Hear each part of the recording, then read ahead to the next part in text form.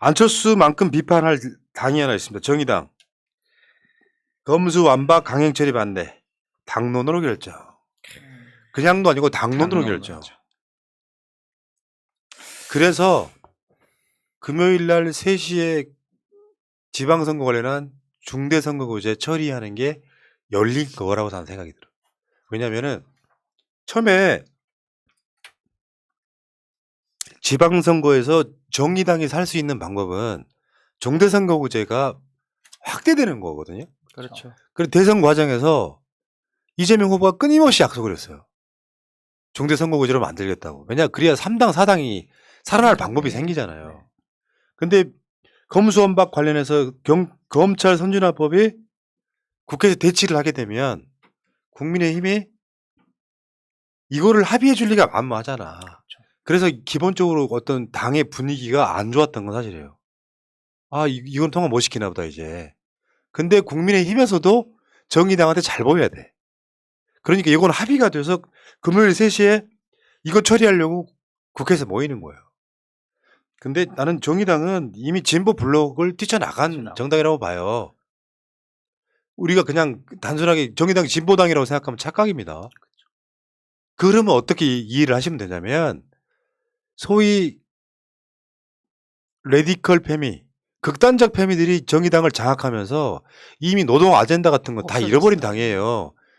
그 극단적 패미들이 문재인 대통령 투신해라고 했던 세력들이 거기 당에 들어가 있는 거야.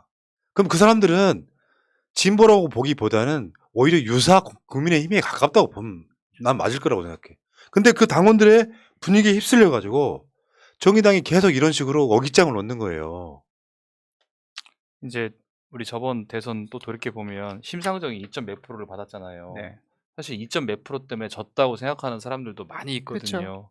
그럼에도 불구하고 어떻든 간에 뭐 자기들만의 색깔이나 자기들만의 주장을 뭐 유지하기 위해서 대선 후보를 내놓았다라는 부분 뭐 이해할 수도 있는데, 근데 지금 또 와서 아까도 말씀드렸는데 우리 검찰개혁 얘기 한 해 두해 한 거 아니거든요. 아니 논두렁식에 언론에 누가 흘려가지고 노무현 대통령 돌아가시게 했습니까? 그리고 문재인 대통령 시절에 인사권 관련해가지고 항명한 사람이 누굽니까? 그거 때문에 지금 저기 뭐야 윤석열이 대통령 당수사 된 거 아니에요? 그런 것 때문에 검찰 정상화하자고, 아니 수사권 기소권 분리하자고 이렇게 지금 다 얘기하고 있는데 여기서 당론으로 검수완박 강행처리 반대한다고 해버리고, 근데 사실 여기서 더 예를 들면 더 마음에 안 드는 것은 수사권과 기소권 분리하는 데는 찬성하겠다는 거예요. 근데 강행처리 필리버스터는 강행처리가 문제가 있다 이렇게 하는 건데, 아니 수사 기소권 분리 이렇게 좋은 기회가 따로 없을 텐데, 분리할 수 있는 기회가 따로 없을 텐데 여기서 이런 반대하는 거는 좀 아닌 것 같고, 계속 말씀드리지만 과정에서 욕먹더라도 결과에서 칭찬받으면 지금은 달려야 될 시점이다라고 생각합니다. 아니 저는 정의당이 되게 지금 비겁하고 되게 어떻게 보면 추하다라고 느껴지는 게 뭐냐면, 말씀하신 것처럼 아예 그러면은 수사권 기소권 분리에 찬성한다 말을 하지 말아야 돼요. 맞아요. 찬성하는데 이것을 무리한 강행을 처리하게 되면 더 큰 후과를 만든다고 하는데, 무슨 후과를 만든다는 뜻인지 모르겠어요. 아니 예를 들어서 윤석열이 만약에 대통령 된다, 취임한 다음에 처리해가지고 대통령 거부권 행사하면은 그때는 어떡할 건데? 전 그렇게 말씀하고 싶어요. 만약에 문제가 있을 수도 있겠죠. 그러면 일단은 개문발차하듯이 법안을 만들어 놓고 나서 우리가 생각해 보니까 이러한 문제점이 있었네요. 이거 수정하시죠. 수정 안 되면 저희 어떤 결사 항쟁 하겠습니다. 이렇게 말을 해야 되는 게 맞는 건데, 단순하게 어떤 좋은 이미지 나오는 것도 아닌 상황에서 무조건 강행하는 거에 대해서 반대하겠다? 그리고 이건 강행이 아니라는 거예요. 그리고 벌써 오랫동안 논의를 했고, 그 논의하는 차원에서 본인들이 무식하니까, 본인들이 아는 게 하나도 없으니까, 패미밖에 모르니까 여기에 참여하지 않고선 이제 와가지고 무슨 말을 할 자격이 있는지 저는 궁금해요. 저는 심상정 의원 되게 실망스러웠던 게, 그때 대선 토론회에서도 장애인 이동권, 장애인 관련해서 뻔질하게 말을 했지만, 국회에서 장애인 이동권 관련해가지고 투표가 할 때 이 사람 기권했어요. 심상정 의원. 정의당 의원 사람들 다 기권했었어요. 다는 아닌지 모르겠지만. 그러면서 약자를 위해서 노력한다고? 앞뒤가 안 맞는 소리 하고 있죠. 여기 이제 사실은 저는 이번 대선을 끝으로 정의당은 소멸하는 거라고 보는 거예요. 그나마 중대선거구제가 만들어지면서 조금 그 기초 정도에서는 당선자를 배출할 수 있을 정도는 되겠지. 우리 같은 사람이 저기 어디 전라도 광주 같은 데서 민주당 하나 뽑고 국민의힘 뽑기 힘들잖아요. 맞아요. 그런 상황이라고 보는데 이 사람 잘 생각해야 됩니다.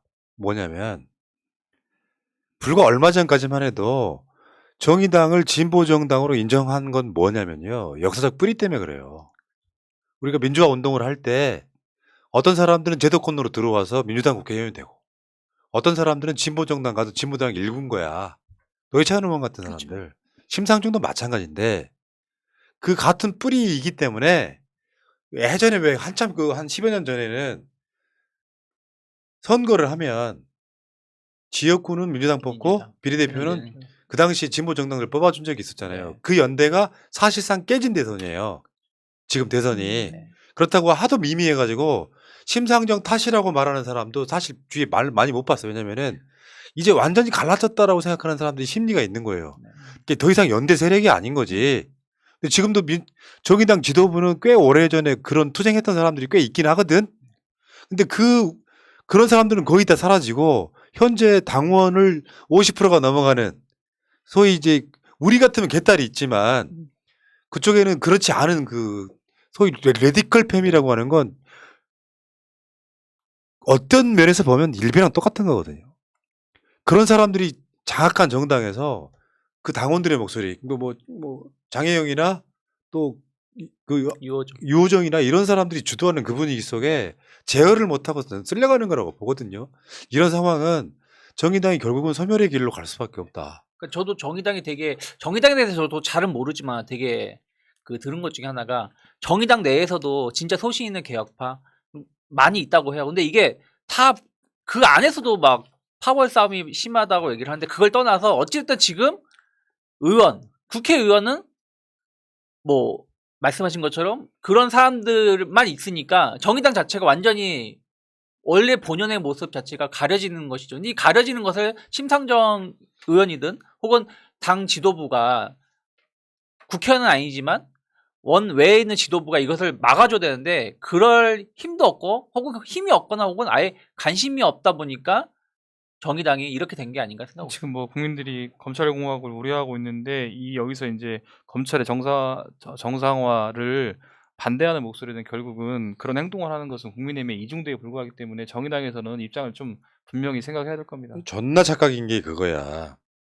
옛날에 서로 민주하고 진보가 연대할 때는 투표로서 그러니까 민주와 진보의 시민들이 심적 연대를 할 때는 민주노동당이나 통합진보당 같은 경우는 10석이 넘었던 적이 있잖아요. 비례대표로만. 예. 그게 민주세력의 힘 같은 건데 요 연대의 감정을 띄어내면요. 이 세력은 살아남을 방법이 없어요. 사라질 겁니다. 살아남을 방법이 없다고. 그러니까 안철수가 윤석열하고 잘못 연대한 것처럼 정의당이 사실은 국민의힘이 이중대라는 소리를 듣기 시작하잖아요. 그러면 그 정당은 이쪽 블록에서 그냥 사라지는 거거든요. 맞습니다. 그러니까 전략도 뭐 또 아무것도 역사적 의미도 없다고 저는 생각이 들어요. 자, 알겠습니다. 어쨌건 지금 정의당이 가장 욕을 드시는 욕을 처먹는 이유는 대안도 없이 반대하는 거예요. 대안도 없이. 좀 부족해도요. 역사를 한 발 진전시키면 되거든요. 신발 벗고 걸어갈 수는 있는데 걸어가고 난 뒤에 신발 신어도 돼요. 중요한 건 한 발짝 나가는 거라고. 근데 무조건 반대를 해. 뭐 어쩌란 말이냐. 윤석열 시대가 되면 검찰개혁, 우리가 바라는 이런 검찰개혁은 불가능하잖아요. 맞습니다. 그러니까 지금 이 상황을 정의당이 반대하고 있을 때 그렇지 않아도 싫어졌는데 더 멀어지는 거 있잖아요. 왜. 지금 별거 중인데 이혼 도장 확 찍어버리는 거 이게. 더 이상 만나지 말자 이거 지금. 아이고. 엔자리는 우리 새날방송도요. 정의당 계열이나 이런 쪽 분들 초대해서 인터뷰 되게 많이 했었거든요. 점점점 멀어지기 시작하다가 최근 2, 3년 동안에는 그런 분들을 초대한 적이 지난 총선 때 있었다. 진보정당 분들 이렇게 초대했던 적 열린민주당이랑 포함해갖고 뭐 그런 적은 있었는데 진짜 그분들하고 멀어지는구나 이제 다시는 볼 일이 없겠구나 이런 생각을 한번 해봤습니다. 자, 하나만 더 이야기할게요. 그 정의당 관련한 이슈가 될 것 같아서 지금 윤석열이 1차, 2차 장관 인선을 했잖아요. 이 사람들이 청문회를 제대로 거쳐서 모두 임명돼도 여성 장관의 퍼센테이지는 18.75%입니다. 18.75%. 문재인 정부가 세웠던 목표가 뭐였죠? 그 유지해왔던 목표? 30%였습니다. 30%. 그러니까 여성 뭐 페미 운동을 해도 실제로 다 임명이 돼도 18.75%. 그래서 어느 정도 수준이냐 했더니 몽골이나 소말리아 수준이래. 그리고 이게 이렇게 보니까 18.75%죠. 한 명인 거예요. 그렇죠. 현재로서는 뭐 다음에 좀 뭐 농축산부 장관 뭐 한 몇 명 남아 있긴 한데 현재 지명된 사람 중에서는 유일하게 한 명인 거예요. 아니 우리 최근까지만 하더라도 우리 OECD 국가와 항상 비교하고 유엔에서 선진국을 인정받았다 이런 얘기를 했었는데 갑자기 또 대한민국을 비교하는데 몽골하고 소말리아를 끄집어내니까 이게 어느 시절 얘기지 이런 생각이 들고 그리고 우리 사회에 뭐 전 딸만 둘 있습니다만 여성들에 대한 천장이 존재하는 거 사실이잖아요. 근데 뭐 기업도 깰 수도 있고 공기업에서도 깰 수 있겠지만 먼저 좀 더 행정부에서 깨는 모습 보여줘야 다 따라가잖아요. 그런 모습 보여줘야 되는데 이게 21세기의 선진국이라고 하는 대한민국에서 이런 일이 이게 백주대낮에 벌어진다는 게 너무 안타깝네요, 정말로. 그러니까 윤석열이 그랬잖아요. 유능하고 능력 있는 인사를 기용하겠다. 손색 없는 인재를 기용하겠다. 지역, 성별, 출생 무시하겠다고 했는데 정말로 그렇게 한 것 같아요. 결론은 지인, 영남, 60대 남자 그리고 서울대는 기본 베이스. 그게 엘리트주의예요. 남자 60대 서울대에 나온 남자가 유능할 거라는 네. 착각. 그 윤석열을 가리키는 것 같은 느낌. 본인 여기 그게 엘리트주의인데 엘리트주의가 대한민국에서 가장 먼저 배격해야 될 적폐예요. 지들이 잘났다고 생각하는데 잘난 게 아니거든. 왜 여성 할당제 같은 걸 하겠습니까? 시스템으로 만들어 놓고 유럽 같은 데는 어떤 나라들은요. 여성 남성 장관 50대 50을 아예 법으로 막 명문화 시킨 것도 있어. 독일 같은 경우는 지금 그렇게 명문까지 모르면 그런 식으로 하려고 노력하고 있어요. 그러니까 이게 이제 일부 남성분들은 능력제로 하면 되지 왜 여성을 할당 주느냐 하는 건데 그렇게 하지 않으면 남녀 성평등은 이루어지지 않습니다. 그래서 한때는 여성이 약탈의 대상이었던 시절이 있어서 불과 몇십 년 전에도 그랬다. 선진국들도 불과 한 100여 년 전에는 투표권도 없었어. 그래서 그 여성의 국가에서의 여성을 바라보는 시각을 일단 임시로 맞춰줘요. 안 그러면 기회가 사라지니까 일부러라도 끌어올리지 않으면 맞아요. 그 사람들이 올라올 기회가 사라지니까 일부러도 맞춰놔. 어느 정도 그 정도를 맞춰놓고 나면 나중에는 그런 제도가 없어도 자연스럽게 여성 남성의 구분이 없기 지금 과도기거든. 근데 여기다가 엘리트주의인데 그냥 엘리트주의가 아니라 남성 우월주의예요. 여성들 자체가. 여성들은 믿을 게 못 된다고 생각하는 거예요. 유능하지 못하다고 생각하는 거잖아요. 기준에 맞춰 보면. 오직 믿을 사람 김건희뿐. 차라리 김건희를 장관을 시켜라. 근데 이렇게 무시할 거면. 중요한 거는 그 기준에 의해서 뽑았는데도 결론은 내로남불 혹은 비리, 혐오를 일삼는 그것을 기본 덧먹으라는 사람들을 다 인물을 기용을 했잖아요. 그 부분이 지금 진짜로 이 뭐지? 저는 구분을 좀 해봤는데 뭐 측근 및 정치 보복을 위해서 법무부 한동훈, 행자부 이상민 그리고 그 정치 보복을 하기 위해서 그 뭐라 그럴까요?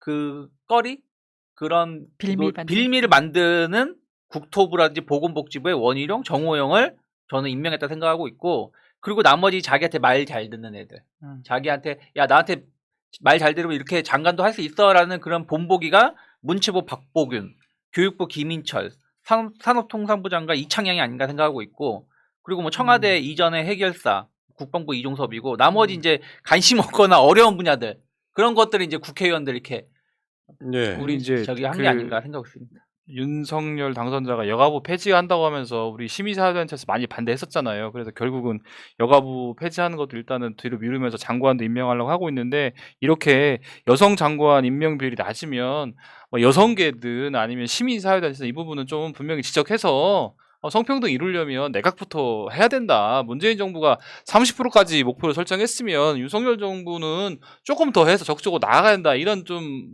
비판이나 이런 목소리들을 좀 내줘야 됩니다. 그래야 좀 뭐 그렇지 않아도 목소리 안 내면 신경도 안 쓰는데 목소리 내도 신경도 안 쓰는데 목소리 안 내면 더 하기 때문에 그런 부분에 좀 관심 가져야 될 것 같습니다. 문재인 정부가 가장 여성 장관 비율이 높았을 때가 33% 정도. 3기 때. 음. 예. 그건 이제 제가 말씀드린 거지. 이게 역진이라고 역진. 그렇게 해서 뭔가 이렇게 사회적 분위기를 만들어 놔. 법으로 정해지진 않았지만 여성 장관도 가급적이면 임명할 수 있어서 나는 이재명 정부가 되면요. 임기 말쯤에는 여성 국방부 장관도 나올 수 있다고 생각했어요. 그렇게 그게 이제 세상이 발전하는 과정이거든요. 그러니까 아까 말한 그 엘리트주의가 그거야. 우리 아니면 안 돼. 네가 뭘 알아? 서울대 대체적으로 서울연고대 출신의 한 60대 지금 이 평균 연령이 59세라며 한동훈 없었으면은 확 말아먹었죠. 한동훈 없었으면 60 넘어가는 거예요. 이런 상황을 만들어 놓고 그 사람들 안에서 뭔가를 뽑겠다고 하는 생각 자체가 구시대적인 거라고. 윤석열이 여성 혐오를 바탕으로 대통령이 된 자이기 때문에 여성에 대해 신경 별로 안 쓰는 거죠. 그러면 좀 전에 말했던 정의당이 강하게 반발을 해야 되는 거 아니야? 패미정당 아니야. 그것도 못하고 있잖아 지금.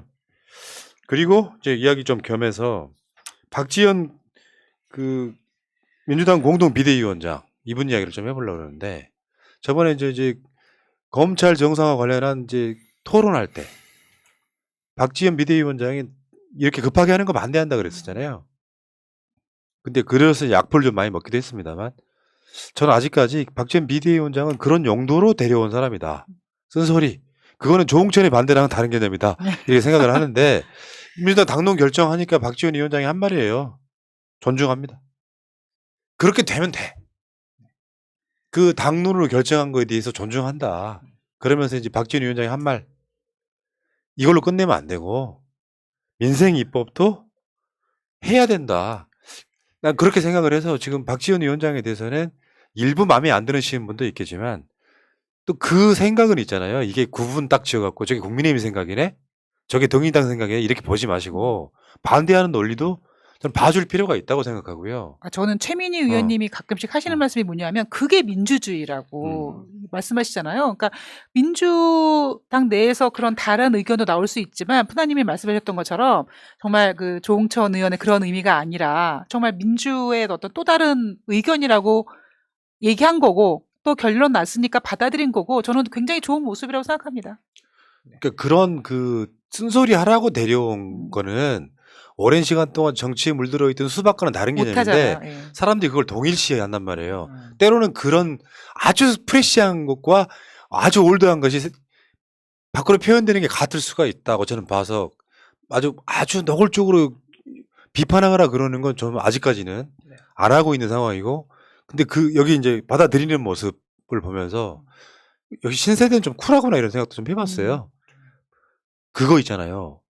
이 분위기를 알면서 반대 토론할 수 있다는 것도 저는 용기라고 생각하고 만약에 박지원 위원장이 그 자리에서 그냥 찬성을 부리쳤다면 오히려 꽂아놓은 보릿자루처럼 돼요. 왜 데리고 왔어라는 소리 듣게 된다고. 그런 소리는 듣지만 당론을 결정하니까 난 찬성할게요. 받아들인다고 하는 거 굉장히 훌륭했다. 저는 그렇게 보는 거거든요. 자, 그렇고 어쨌건 민주당이 지금 박지원 비대위원장이 우리가 생각하는 것보다 훨씬 세. 좀 많이 셀 할 말을 해. 멘탈도 강하고 때 있죠. 이게 민주당을 위해서 저는 크게 도움이 될 거라고 생각합니다. 나이가 이준석보다 한 10살 어리잖아요. 민주당이 잘 키울 수 있는 정말 제목이라고 생각해요. 이준석이는 정신 연령이 8살 정도밖에 안 되잖아요. 박지원 위원장하고 이준석하고 같은 당대표급이잖아요. 서로 공개 토론 한번 했으면 좋겠어. 이준석이 송영길 전 대표하고는 토론 많이 했거든. 방송에서. 박지원 위원장하고 토론 한번 했으면 좋겠어. 그런 매치업도 괜찮다. 자, 아무튼 정치에 우리가 이렇게 여러 가지를 지켜보고 있는데 정의당도 그렇고 정치라는 게 나만을 위해서 우리 정파만을 위해서 싸우잖아요. 결국은 망한다. 나와 모두를 위해서 이게 정치의 기본한 본질이라고 생각해요. 정의당이 망하는 이유, 윤석열이 망해가는 이유, 시작도 안 했는데 망해버리는 대표적인 케이스. 그 취임덕이라는 말이 진짜 전 실감을 하고 있거든요. 아니 골을 열심히 가서 넣었는데 보니까 자기 골대네. 자살골. 참 여기까지 하겠습니다.